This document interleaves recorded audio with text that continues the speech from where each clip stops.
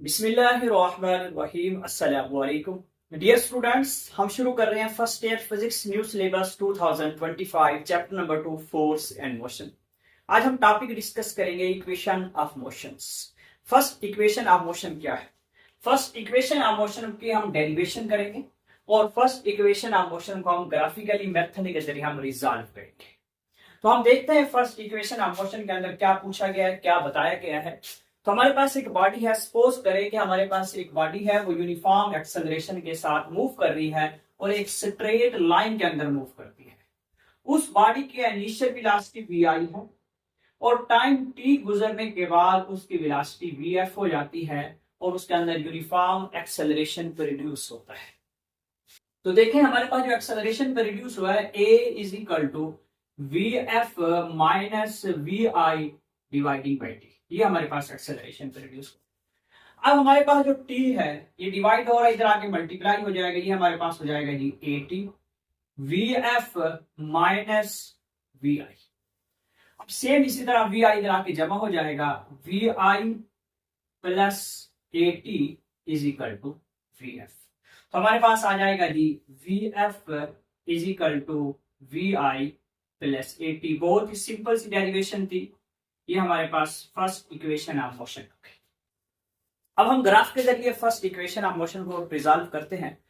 हमारे पास x axis के ऊपर टाइम मौजूद है, वाई एक्सिस के ऊपर स्पीड मौजूद है, यानी कि एक्स एक्सिस के ऊपर इंडिपेंडेंट क्वांटिटी है, आजादाना क्वांटिटी है, और वाई एक्सिस के ऊपर डिपेंडेंट क्वांटिटी है, ताबे क्वांटिटी है।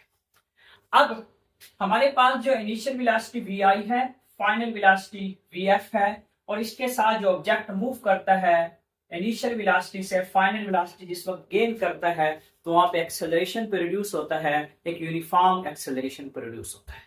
तो हम इसको देखते हैं कि हमारे पास जिस वक्त initial velocity V I final V F हो जाती है, तो हम एक स्लोप हासिल करते हैं। हमारे पास एक स्लोप है, इसको हम ड्राइव करेंगे। स्लोप का फार्मूला हमारे पास होता है slope is equal to perpendicular dividing by base भी लिख सकते हैं, del Y dividing by del X भी हम लिख सकते हैं।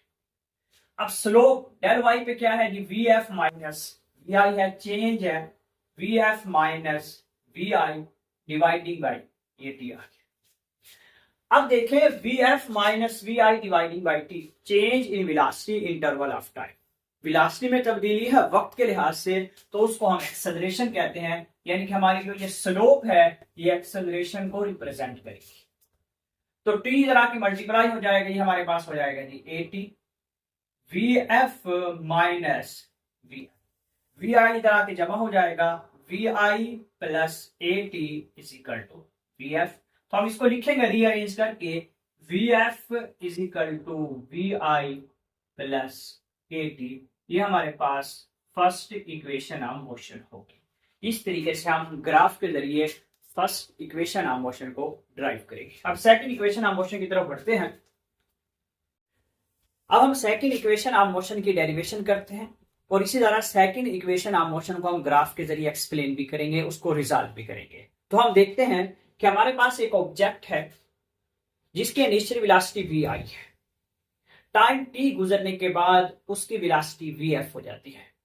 जिस वक्त उस ऑब्जेक्ट की वेलोसिटी इनिशियल वेलोसिटी से फाइनल वेलोसिटी वी एफ हो जाती है टाइम टी गुजरने के बाद, तो वो ऑब्जेक्ट एक डिस्टेंस तय करता है जिसको हम एस कहते हैं। तो हम यहाँ पे लिखते हैं कि ऑब्जेक्ट की इनिशियल वेलोसिटी वी आई है, टाइम टी गुजरने के बाद उसकी वेलोसिटी वी एफ हो जाती है और वो डिस्प्लेसमेंट तय करता है जिसको हम एस के मीनिंग में लिखें।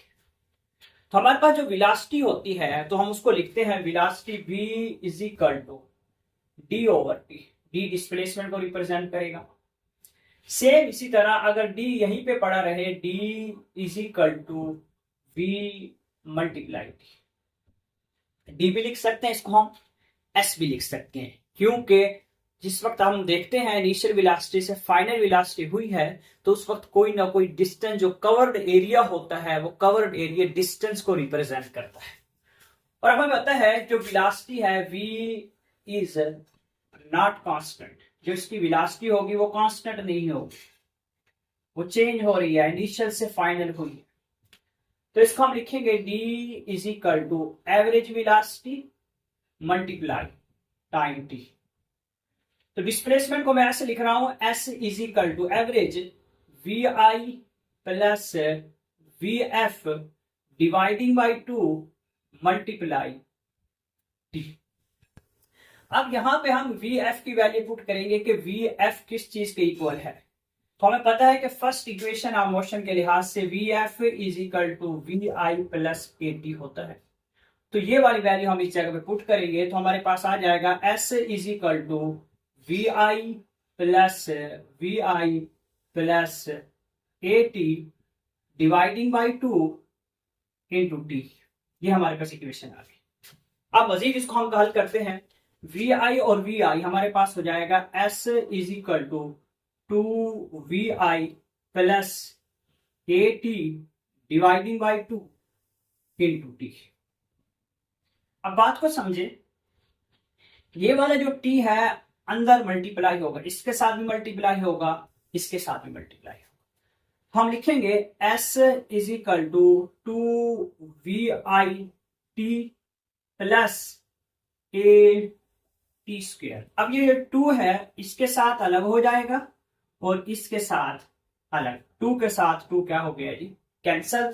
तो हमारे पास आ गया S is equal to we I T half A T square. ये हमारे पास सेकंड इक्वेशन ऑफ मोशन आ गई।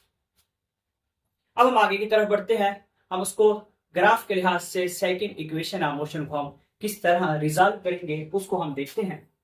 हमारे पास वही ग्राफ है, initial velocity V I, final velocity V F हो जाती है। एक्स एक्सिस पे टाइम है, वाई एक्सिस पे हमने स्पीड को रखा है। अब इसके अंदर हम स्लोप को इस्तेमाल नहीं करेंगे, बल्कि हमारे पास एक रेक्टेंगल है और एक क्या है जी, ट्राइंगल है। टोटल जो हमारे पास डिस्टेंस होगा रेक्टेंगल का हम अलग से फाइंड करेंगे और ट्राइंगल का हम अलग से फाइंड करेंगे। रेक्टेंगल और ट्राइंगल दोनों का डिस्टेंस हम आपस में जमा करेंगे। जमा करने के बाद हमारे पास जो इक्वेशन होगी वो सेकंड इक्वेशन ऑफ मोशन होगी। तो हम देखते हैं area of triangle, area of rectangle किस चीज के इक्वल है वो हम देखते हैं। तो हमारे पास आ जाएगा जी एरिया ऑफ रेक्टेंगल।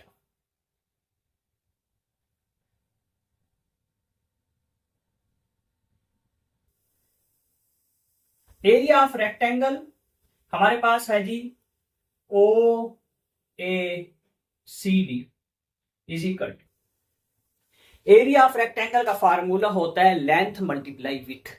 ये हमारे पास लेंथ है, ये हमारे पास विथ है। तो हम यहां पे लिखेंगे जी ओ डी मल्टीप्लाई ओ। तो हमारे पास ओ डी टी है और ये हमारे पास वी है, तो इसको हम लिख सकते हैं वी आई टी। ये हमारे पास है area of triangle. Area of triangle A B C. Area of triangle का फार्मूला होता है 1/2 बेस मल्टीप्लाई हाइट, या एल्टीट्यूड भी लिख सकते हैं हम यहाँ पे, क्योंकि ये हमारे पास राइट एंगल ट्राइंगल है। 1/2 हमारे पास बेस ये है AC आ गया, और हाइट हमारे पास है जी, इसको हम नाम दे सकते हैं, टी का नाम दे लें, टी का डी ऑलरेडी मौजूद है। तो हमारे पास जो हाइट होगी वो BC होगी। ये हमारे पास ये BC है। अब देखेंगे 1/2 AC किस चीज के इक्वल है, ये OD के पैरेलल है। जिस वक्त ये OD के पैरेलल है तो यहाँ पे T आ जाएगा। BC किस चीज के इक्वल है, VF माइनस VI, ये हम लिखेंगे VF माइनस VI। तो VF minus VI is equal to 80 होता है। तो हम लिखेंगे 1/2 इंटू T इंटू 80। तो हमारे पास आ जाएगा 1/2 80 का स्क्वायर। अब देखें हमारे पास जो एरिया ऑफ रेक्टेंगल आया है वो ये आया है, एरिया ऑफ ट्राइंगल आया है वो ये आया है। इन दोनों को हम जमा करेंगे तो first equation of motion, first equation ये वाली फर्स्ट इक्वेशन ऑफ मोशन ही फर्स्ट इक्वेशन के अंदर हम इनको पुट करेंगे। S is equal to area of rectangle VIT half 80 square. ये हमारे पास सेकंड इक्वेशन ऑफ मोशन। मैं उम्मीद करता हूं आप लोगों को first equation of motion and second equation of motion अच्छे तरीके से समझ आया होगा। नेक्स्ट लेक्चर के अंदर मिलते हैं इंशाल्लाह। अपना ख्याल रखिएगा। अल्लाह हाफिज।